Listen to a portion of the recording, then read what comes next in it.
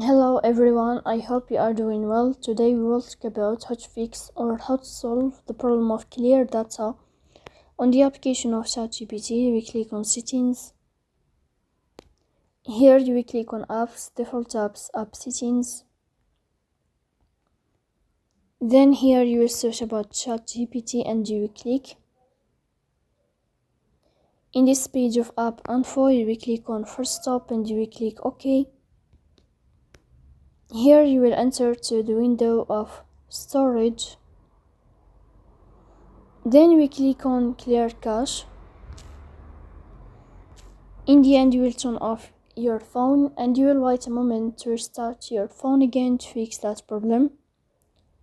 So that's all. Don't forget to support us by like and subscribe.